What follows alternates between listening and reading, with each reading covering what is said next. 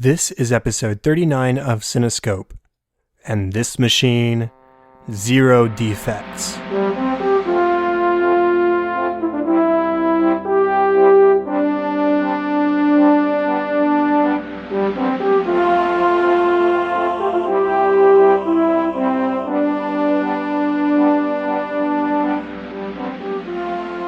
Welcome to Cinescope, where our goal is not to criticize or to assign ratings, but rather to celebrate the movies we love, exploring story, characters, music, and relevance to the world around us.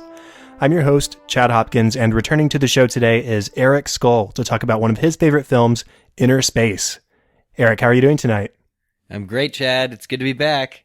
It is, and it was sort of a last-minute workaround kind of thing. The guest I originally had planned had to postpone by a week, and you had just mentioned a couple days ago that you wanted to talk about this movie, and so I said, "Hey, Eric, how about we talk about it now, this week?" And you were all gung-ho and ready to go, which I appreciate.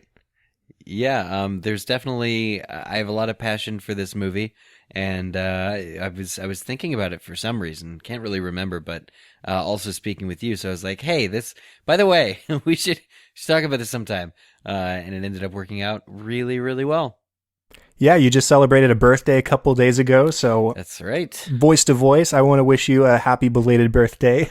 Oh, gee, well, voice to voice, I want to thank you, sir. Well, how about you just quickly reintroduce yourself to the show, the listeners out there, so they can familiarize themselves with your voice.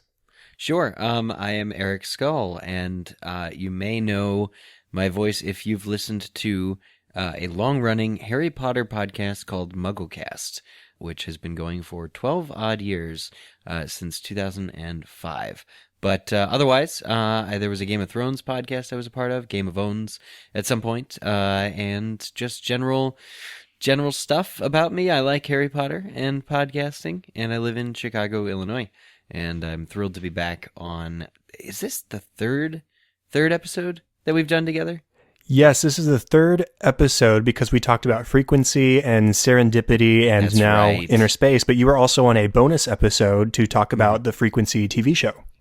Yes, and oh boy, that was before it went the way that it did. Right, and I don't think either of us have finished watching that show since. I don't think either of us. I don't think there'll ever be another bonus episode talking about that show. But the yeah, we movie's talked fantastic. about it. Yeah.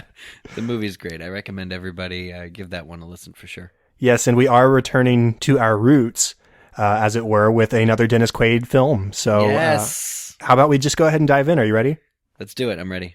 Okay, so we are talking about Innerspace, which was released on July 1st of 1987. It was directed by Joe Dante, who directed the It's a Good Life segment of The Twilight Zone, the movie, Gremlins and Gremlins 2, the new batch, Explorers, The Burbs, Small Soldiers, and Looney Tunes Back in Action. It was written by Jeffrey Boehm and Chip Poser, and the music was composed by the legendary Jerry Goldsmith, who has composed a whole slew of sci-fi and non-sci-fi that includes Alien, Star Trek the Motion Picture, Star Trek V, The Final Frontier, Star Trek First Contact, Insurrection, Nemesis, and the theme for Star Trek Voyager, as well as Gremlins, Gremlins 2, The New Batch, Hollow Man, The Mummy, Small Soldiers, Looney Tunes Back in Action, Disney's Mulan, Air Force One, Congo, Total Recall, Basic Instinct, and Poltergeist 1 and 2. To name a few. Yeah, just a few of them, just a few minor films out there. He's definitely one of the greats, and unfortunately gone, but at least we still have works like this and all those other classics to look back and listen on.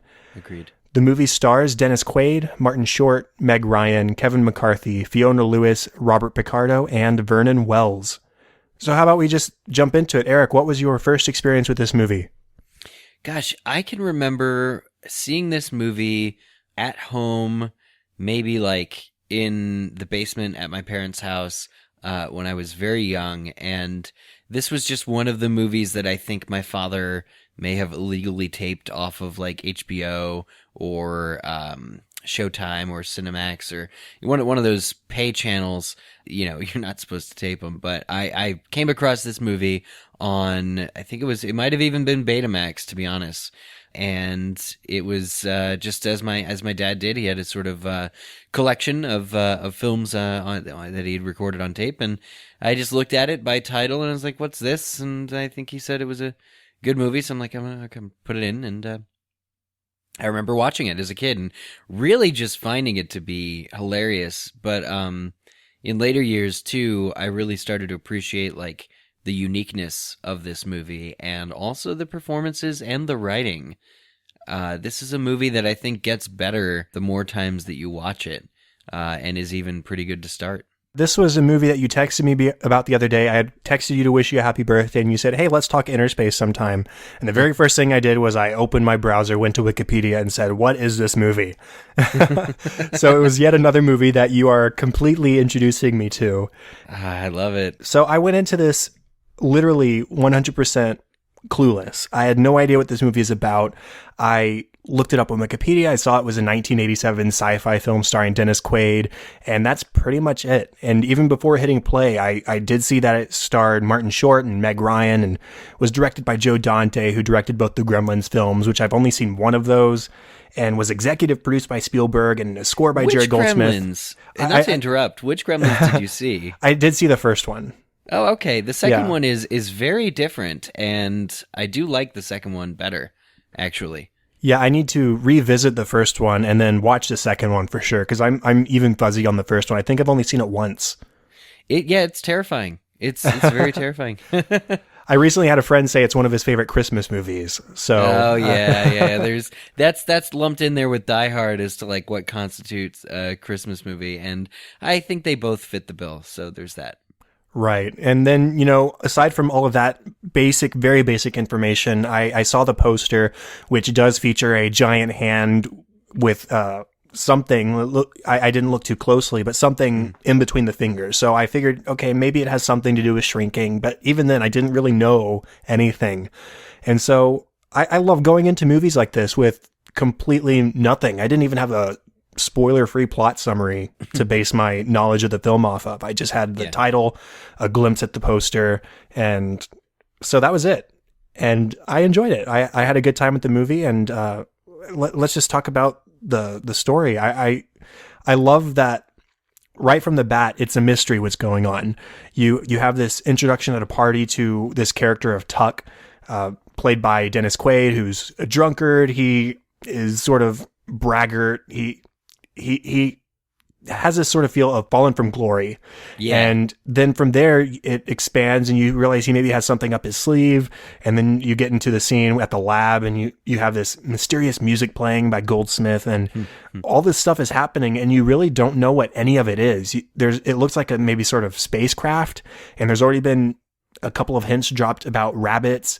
And again, you can make guesses based on the poster, based on this and that, but you don't know anything until the moment it happens, the moment that they turn on the machine and he's shrunk, and that's it. So I love that the mystery of it all. And there's several mysteries throughout the film that you just sort of have to wait to figure out.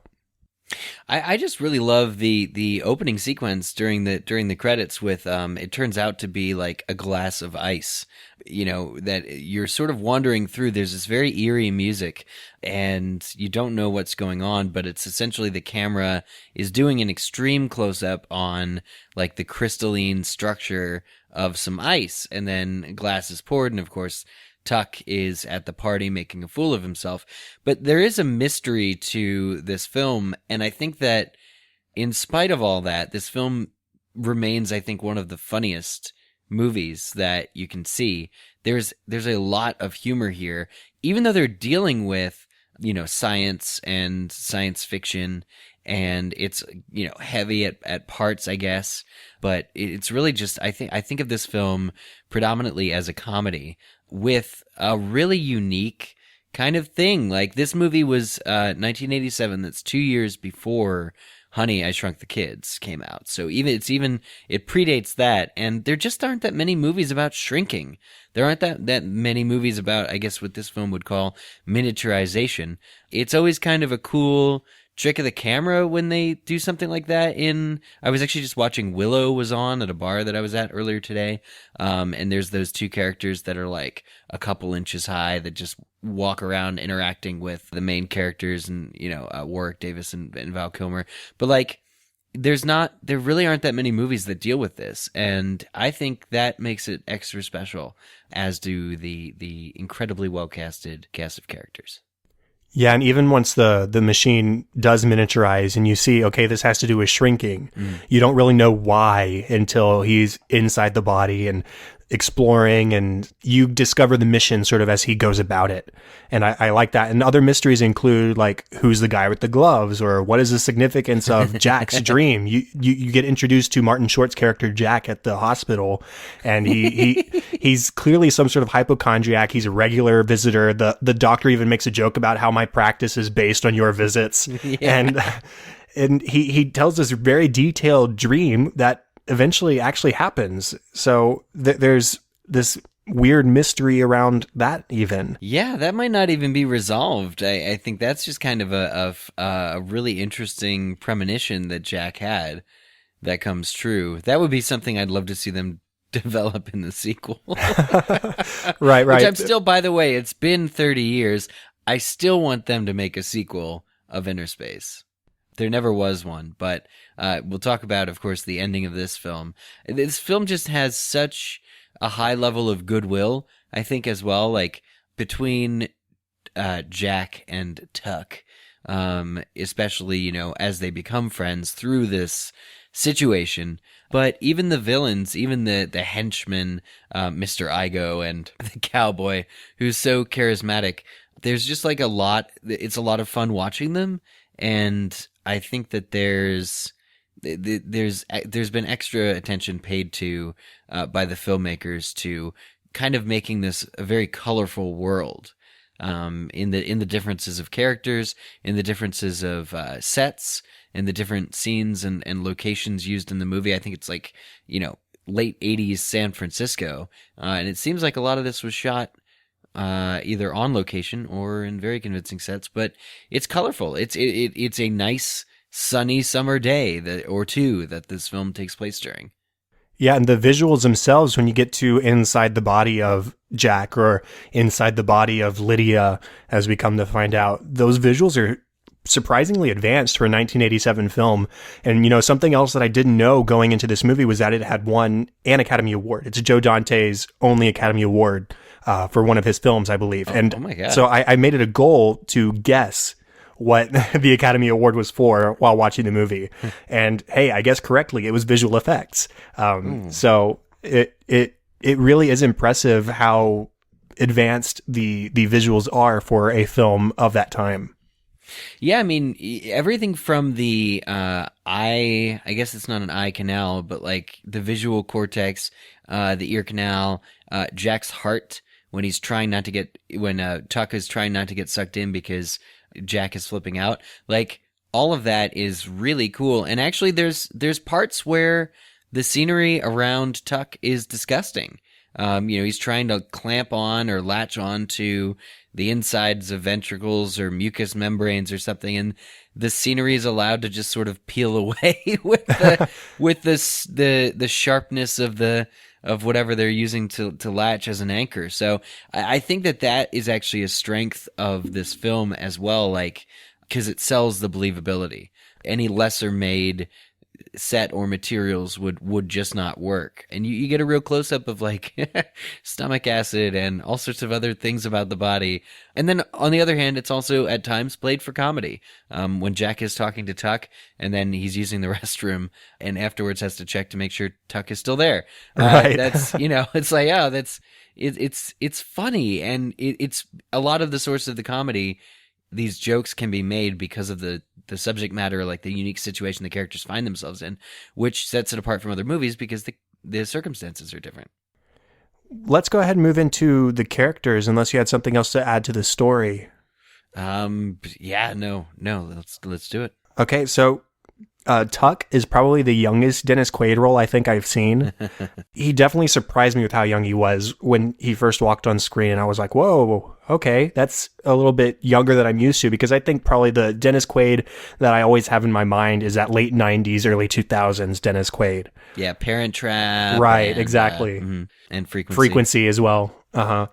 And, you know, he's still, even in a role like this, he's just so likable from the moment he walks on screen. Yes, he's drunk out of his mind and making a jerk of himself, but you like him. He's got that Quaid smile, and he just takes over the screen as soon as he's on it. I completely agree. Tuck is a character who you kind of probably shouldn't like. For instance, the opening scene is a perfect example. All of these other, military guys who are truly American heroes, like that cannot be understated. Tuck just takes the piss out of them, is just misbehaving, and you still like him more than them. They're at a benefit, they're at some kind of gala, and poor Lydia is just doing some work, getting some interviews in, and all of a sudden there's this ruckus in the kitchen. Tuck is really a character who has not a lot going for him other than his good looks and smile. And he is smart. That is demonstrated multiple times throughout the film, but his life is he's not organized or something. He's falling apart at the seams due to his alcoholism. And even in the beginning of the movie, within the first 5 minutes, Meg Ryan's character of Lydia leaves him. She cannot help but be seduced by him, but then immediately the next day realizes the error of her ways and says, nope, gotta go for good. So Tuck really has nothing left to lose. He has nothing else to do except for this project he's been working on for 2 months, studying rabbits and miniaturization. And I think it's kind of cool. It's sort of a redeeming quality of the character that he is so intelligent, because it saves his neck and saves the events of the film on more than one occasion. He's resourceful. And even though he likes to have a really good time. It's sort of like you taking a peek at my notes. he like I was saying earlier, he's fallen from grace. Yeah. You can tell that at the beginning, he has a past to him. He has done great things. He's had a great life, but at this point in his life, in his career, he's sort of lost it. He's drunk and trying to almost ride the coattails of these people who are doing more advanced things than he ever did. Yeah. And so he's lost his status. He loses Lydia in those first few minutes, like you mentioned. But again, you can also tell that from the start, he sort of has something planned. He alludes to this project that he's working on, this thing that's going to blow everybody away, as sort of ace up his sleeve. And he is smart. He does his homework. He studies up on rabbits. He studies up on the technology of his vehicle that he's going to be traveling through the body of this rabbit with. And that comes into handy later in the film when he taps into the optic nerve and the inner ear and is able to morph Jack's face.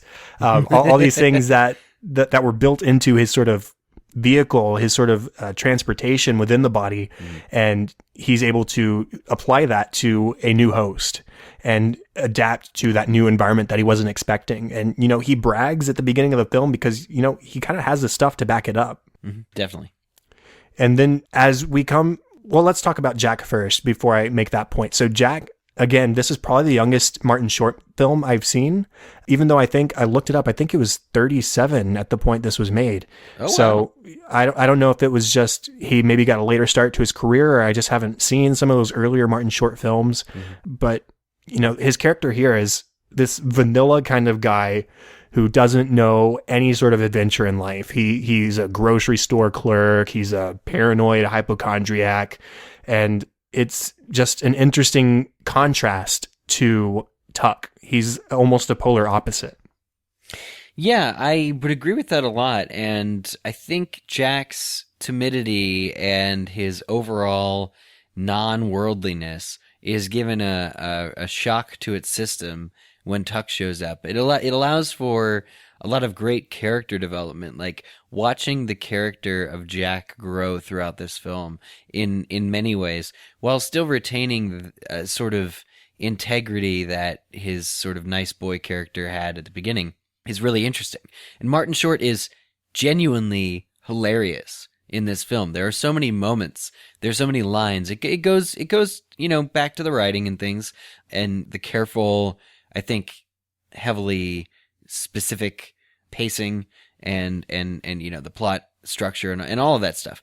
But Martin Short is just funny to watch. And he, like, his smile when he's dancing, or his excitement when he understands something that they're about to do, or when he's getting psyched up with the adrenaline. It's so watchable.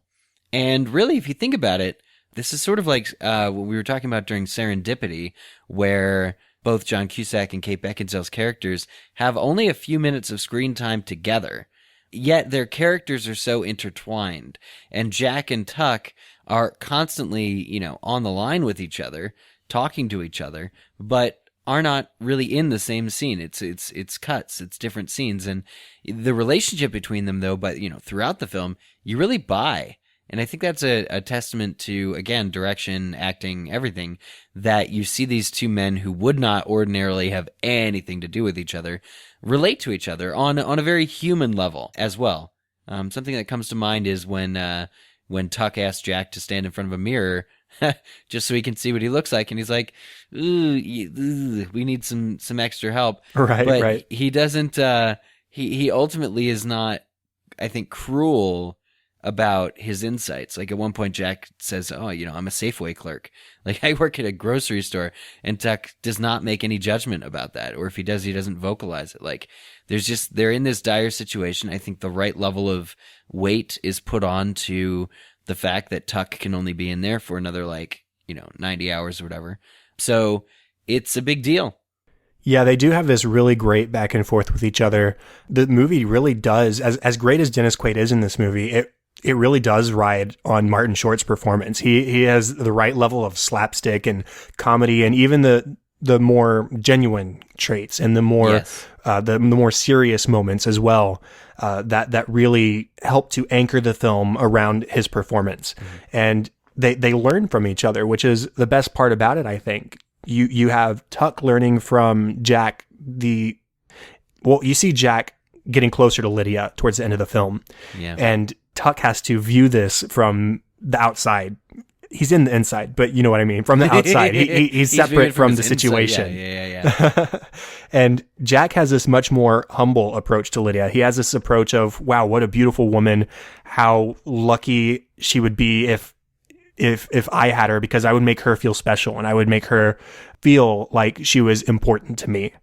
And through that interaction and seeing how it affects Lydia, Tuck learns, okay, I need to be more appreciative of her role in my life. Yeah.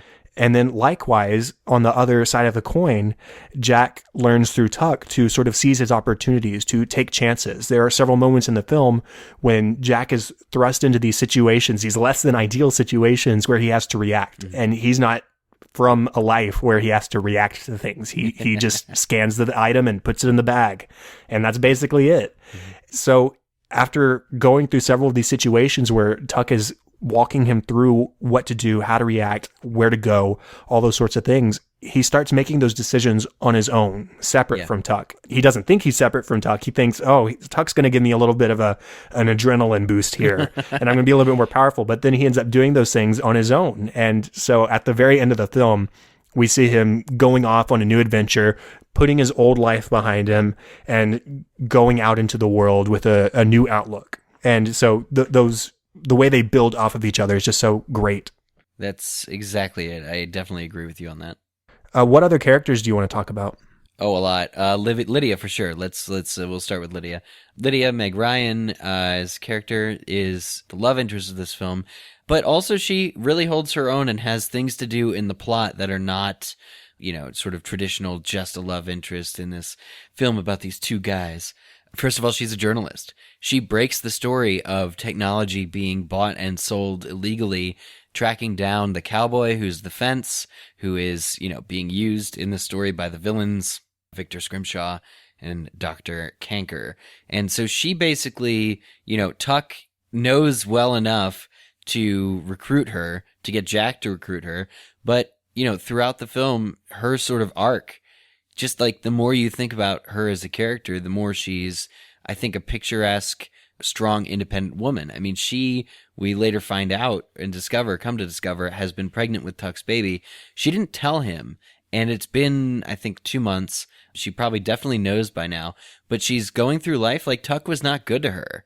And she's still, putting herself, I guess, in harm's way, going out there and investigating and following up leads and going undercover with the cowboy. It's kind of badass. She's not allowing her relationship to define her. And she's still, she's just a very strong character. She breaks some tropes as well. So there's a scene where she leaves the bar with the cowboy and tells Jack to follow her. And Jack shows up and storms into the cowboy's room thinking, oh, she's gone to seduce him, to occupy him otherwise, and I'm going to go rescue her. And so he breaks in and he knocks the cowboy out, and she says, oh, I was waiting for you next door. And so she didn't go try to seduce him like you might expect from a role like that in she other doesn't films. need saving. Yeah. Right, exactly. So she doesn't have to put herself in those kind of situations. She's not a damsel in distress at all. She doesn't need saving, like you said. Mm-hmm. Now, what about Mr. Ego, the sort of menacing, robot-esque bad guy? I mean, he's not completely a robot, but he has those qualities to him. Yeah, Mr. Igo is like, I can't explain his purpose in this film other than to be a terrifying sort of villain henchman. For a movie about miniaturization, the miniaturization is not the most over-the-top part. Like, Mr. Igo, that this character could conceivably exist in the world to be this henchman for these really rich bad guys. I think that's where a lot of the comedic intent lies. That said, he is scary. He's terrifying. And really no character in this film is wasted. If you're looking at this movie, as I was just before we sat down to record too, even characters without dialogue, there's a lot of effort being made to showcase that talent. Like Mr. Igo, the reason I'm thinking of this now, like pops a clown's balloon on his way out of the mall, and like that clown does not have any dialogue, but like just does the best sad face ever. Yeah, it's the saddest looking clown in that moment. He's the saddest clown ever, and it just, there's so much of that really in this film. And Mr. Igo is, I guess, you see so much more of him, and he is, fully fleshed out, I believe, as a character. He sort of is just the guy who wants death and destruction and is happy. He loves his job. His job just happens to be killing people. He's fleshed out in that we don't know anything about him, so he's scarier. Yeah, that's a really good point. So the first time we see him, he's waiting in the car outside the lab when they are raiding it to steal the microchip or whatever it is. And he aims his hand, he sort of points his finger gun at this kid who's playing with his bike outside.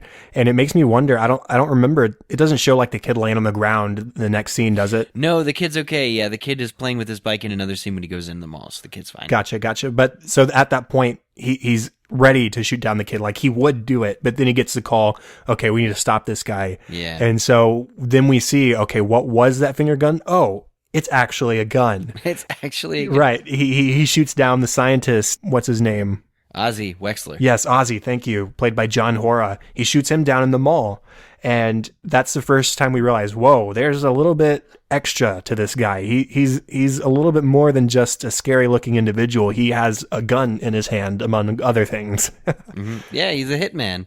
And, I have to say about Ozzy, if we could just switch gears briefly to this character of Ozzy, this scientist. I just love this guy in this movie. When they're initially like, he's your introduction to and only exposition for what this experiment was originally intended to be. Things go off the rails real quickly, but the sort of how Ozzy's controlling his lab or walking around his lab, instructing his scientific assistants to either help him out or not look at the camera when he's talking to it. It's just like a really fun character. And then the last 10 minutes of his life are spent, really trying to save the life of Tuck. And he accomplishes this by getting Tuck safely into Jack's body.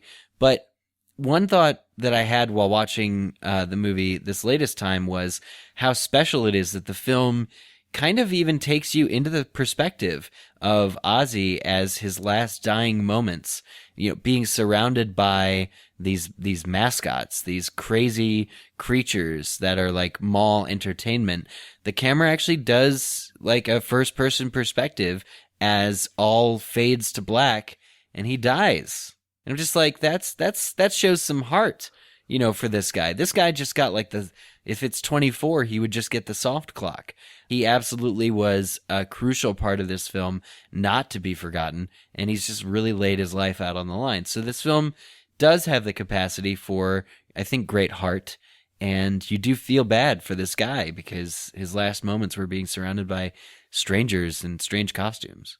Yeah, that's definitely an interesting shot. I took note of that when I was watching earlier as well. Mm-hmm. And I think it sort of just emphasizes that this guy has been shot down in sort of the last place you would expect that. In the middle of a mall in San Francisco, balloons nearby, clowns, and people in animal costumes. Like, why would you get shot down there? And that it just really does. Such a happy place. Yeah, for sure. And it does add a little bit more to the weight of his death, I think.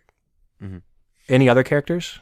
Definitely the cowboy. Got to talk about the cowboy, of course. What do you think about the cowboy played by Robert Picardo? He was a little silly at first. The first time we see him is on the airplane and he pulls out a cigar. Smoking on the airplane. And my first thought was, okay, had they banned smoking on flights at this point or not? Yes, they had. Okay. And so he stubs it out on his hand and he puts it in the pocket of the guy next to him who is clearly not happy sitting next to such a flamboyant individual as the cowboy. Then later we see him again at the club and he's dancing, have a good time, and all into it when Lydia comes up and starts dancing with him. And he really is just this colorful individual who, again, we don't know a whole lot about until it's revealed, oh, he's a technology salesman. And he isn't necessarily a bad guy in this movie. He's just somebody helping to further the plot that much more. Yeah, he's a go-between, and he's just another one of this movie's rich, vibrant characters. This film doesn't take itself too seriously, but it takes itself seriously enough for some gravital, weight to be put on different situations. But the cowboy is a relief for that.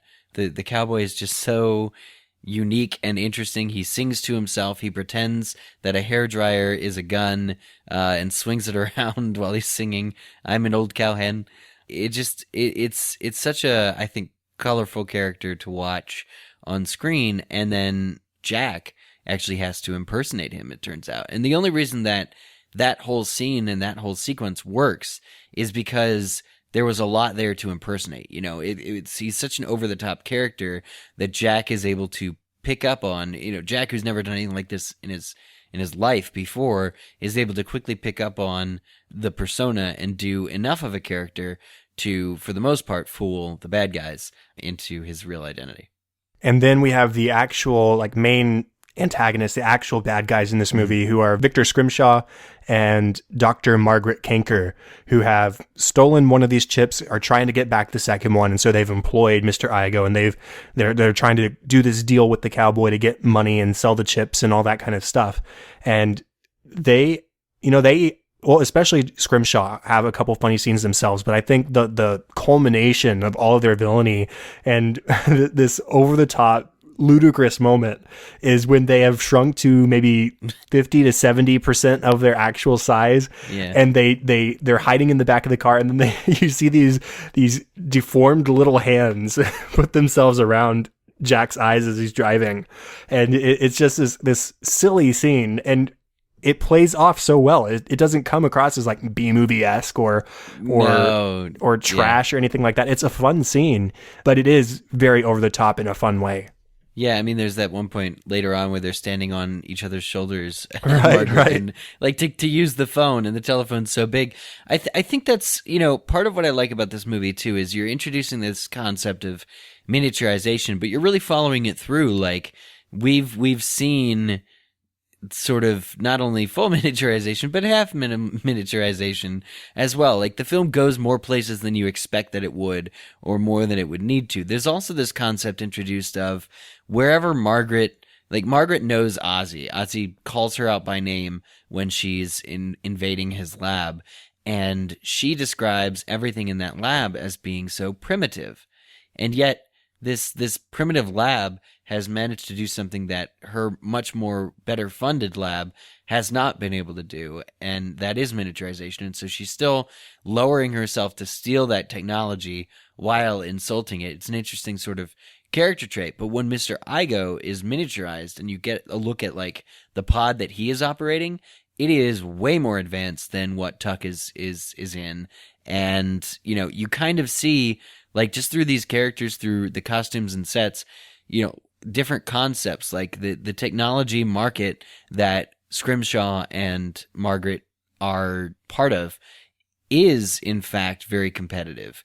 And I think it just adds a little bit of believability here and there. Agreed. Any other characters? Wendy, Jack's coworker, Wendy. Oh, yes. You're probably the only person at the supermarket I haven't slept with, and you're the only one I'm even remotely attracted to. Yeah, you that's sort of a glimpse into Jack's life of this is my option. Like if I want a woman at this point in my life, this is who I've got. Who chews gum nonstop and obnoxiously, doesn't remember our dates the next day. Yeah, have you ever tried slam dancing? Oh, so that's where you were. Yeah, the dialogue is 100% on this movie. It's excellent. And then there's that scene where Lydia and Jack are together at the club and they're after the cowboy, and Wendy shows up and she's in this huge 80s get out. She's got her hair all styled in the era, and you think, hey, maybe they're hitting it off. Maybe it wouldn't be a bad thing if they did. And at the end of the film, as Jack is sort of reevaluating his life and everything has come to pass, and he looks back and he says, Wendy, not a chance. And that you really see that he's moved on. He's letting go of the past and is ready for the future. Yeah, and his self-worth has increased too. There might have been, I mean, he asked her out on a date before, but before the movie starts. They had a date, she stood him up, he was going to consider maybe going at it again. Nope, not anymore. He has the right self-worth as a result of this film's adventures, and he knows that he does not need that crazy, crazy mess in his life. Especially after having a woman like Lydia who has her life so put together and is so successful and independent. She's extremely competent, knows what she wants, all that. Right, and at some level, she does fall for him, and they have that moment where they kiss while imprisoned. And so after seeing somebody like Lydia fall in love with him, it sort of raises his standard for a life partner, for somebody who he would seek out a companionship with. Yeah. Well, cool. Let's move on. Let's talk about the music a little bit. So again, by the wonderful, outstanding Jerry Goldsmith. A lot of this score is as beautiful as expected because it is by him. And, the first time I really truly noticed the music was in the scene where they're preparing the experiment and they're getting ready to shrink it. And it's a track called Let's Get Small. And it just is building this quiet energy, and it gets bigger and grander and a little bit more sweeping and very Goldsmith-esque in a great way. And there are several moments like that throughout the film. Yeah, and I was particularly moved by some of the more romantic offerings on the soundtrack as well. Jack and Lydia kissing, talking. He has to, when he drives up in the car and she recognizes that it's Tuck's car. She knows about the suitcase. All that sort of tender music is also very fitting. So he's able to do really sci-fi, lots of like little buttons going off, that sort of sound. But also like the touching emotional theme. So he's very versatile, and the movie benefits from that. However, I'll also say that the actual pop music that's used in this film is excellent as well.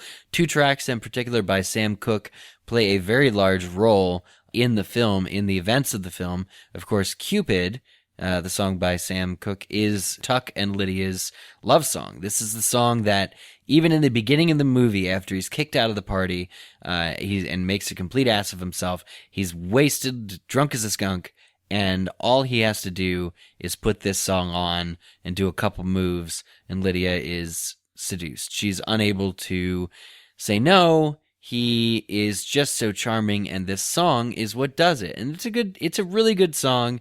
The lyrics are great.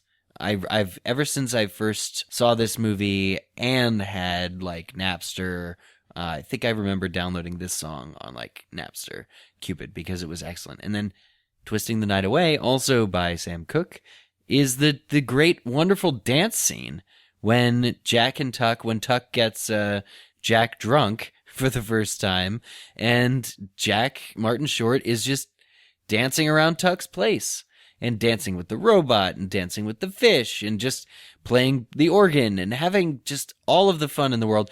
Any movie, I wrote this down in my notes, but like any movie that has like just an unbridled, really fun, kind of fearless dance scene is okay in my book. Like there's this one, and Look Who's Talking has that scene where John Travolta and the baby are dancing around to Walking on Sunshine, Katrina and the Waves. Like, just such joy, such absolute joy is conveyed in the scene. And the movie is just movies like this where that happens are just so fun to watch.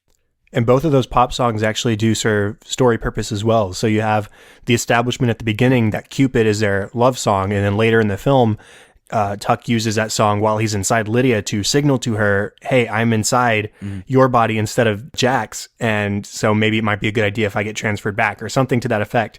And so he uses that as a communication tool. And then the song that you just mentioned, Twisting the Night Away. Yeah, the other Sam Cooke song, Twisting the Night Away, the first time we do hear it is when Jack is sort of letting loose for the first time. He's got drunk. He's having a good time. And then we hear that again at the very end of the film into the end credits as Jack has decided to go out on this new life for himself. So both songs, good purposes in the film. And then again, Jerry Goldsmith, top of his game, as always. I don't think he ever wasn't top of his game. You have fun action music like the bicycle chase and truck rescue. And there were actually elements of the score that reminded me of Wendy Carlos's music for The Shining and for Tron a little bit. Ooh, interesting. And even some of 2001: A Space Odyssey, Strauss's Also Sprach Zarathustra, mixed with Goldsmith's more traditional orchestral sound. And that's really showcased in the very first track, if you get the album, which is called Warner Brothers Fanfare / The Drink, and then later entering Bloodstream and several other tracks and moments in the film. So music, all around great stuff here. Yeah. Now, what about themes and takeaways and all that kind of good stuff? What do you got? Oh, I think for themes, obviously it's a movie. It's because it's so much of it exists to entertain. You don't think of this film as having like a heavy moral weight or anything like that. But I think the lesson is appreciate what you have, which you were talking very well about, Tuck and sort of his realization, because Jack is clearly falling for her, and Tuck, it's his own fault. Like, he let her get away. And it's appreciate what you have. It's live in the moment. And if I could put a third theme in there, it's also live life for its fullest. Jack, it's not really stated how unhappy he is, but the character arc showing him at the end of the film, when he's driving away in a car, top speed, and just a grin comes right to his face, you can see that is what makes life worth living. Right. And to that effect, I wrote down humility versus daring, or a boring life versus a fun life. I mean, those are the extremes of it, but it's healthy to have a mix of both, as both of these characters learn. Tuck maybe had a little bit more of the less humility side of himself, where he was just living for him and not for other people. And then you had Jack, on the other hand, who was a hypochondriac and was scared of everything and going to the doctor frequently because of this fear and that fear. And over the course of the film, they learned to mix those sides of themselves and really just let loose a little bit more and hold back a little bit more when the situation is appropriate. And then the other one that I wrote down was finding the extraordinary in the ordinary. So even from the very first shot of the film, you see these bright colors, and my first thought was, are we close up on a diamond? Yeah. And we're going back and forth, and this music is all mysterious, and then it zooms out, and it's a glass of ice. It's a glass of ice. These extraordinary visuals came from ice. And then further than that, it goes mechanical hand. You don't know anything beyond the fact that he's wearing gloves, and then he's shooting a guy with his finger gun. And then the more important ones, you have Tuck being shrunk inside of Jack. So Jack has this sort of hidden side to himself with almost occasional super-esque powers from Tuck's presence. But then Jack himself, who's this boring guy who finds strength within himself from Tuck's presence initially, but then from taking chances and exploring situations and doing things he normally wouldn't have done in his previous life. So this idea of extraordinary things coming out of ordinary things. And that was one of my takeaways.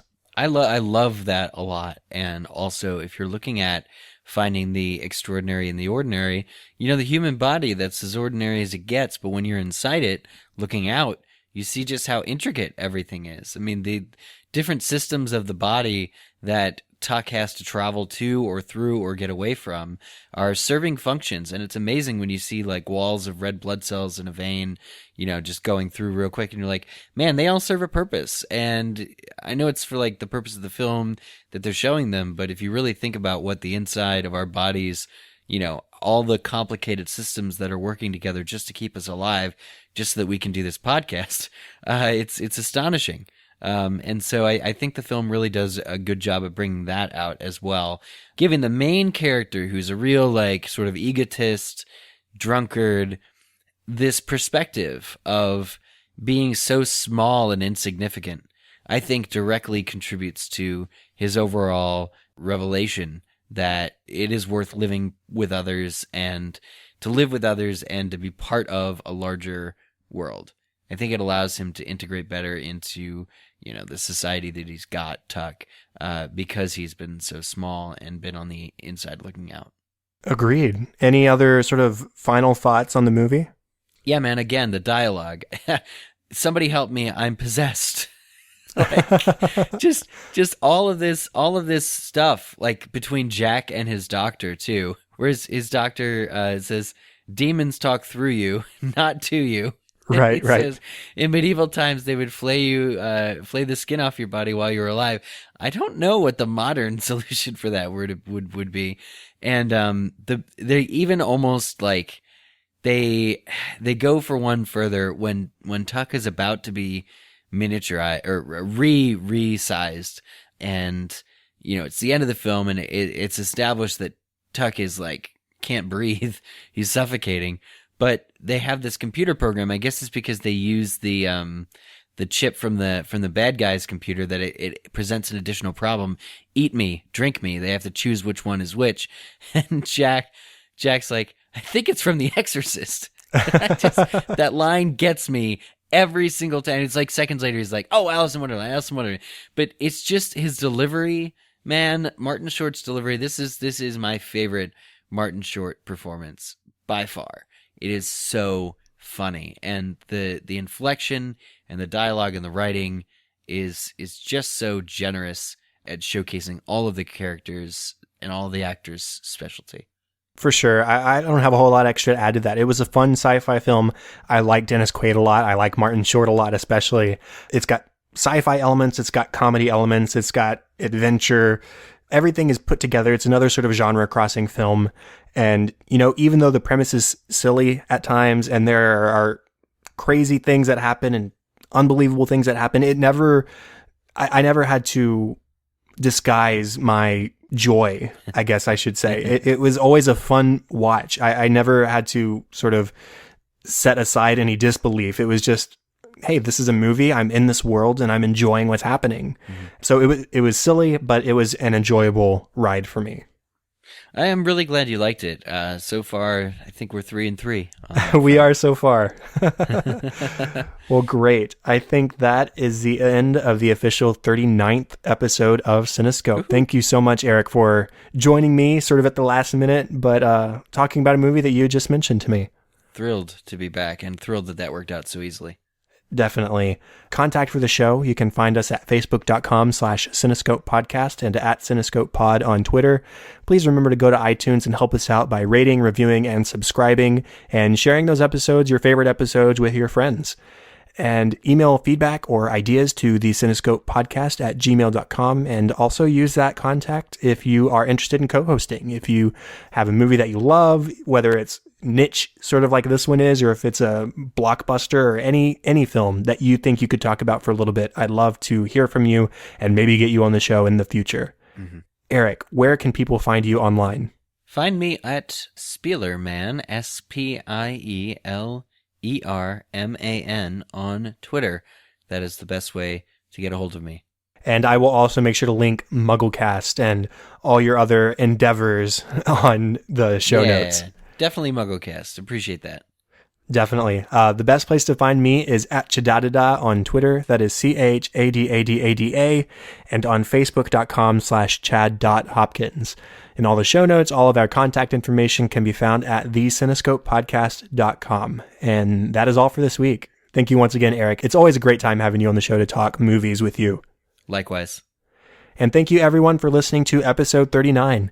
I'm Chad Hopkins. This was Cinescope, and we'll be back next week with episode 40. Have fun and celebrate movies. Goodbye.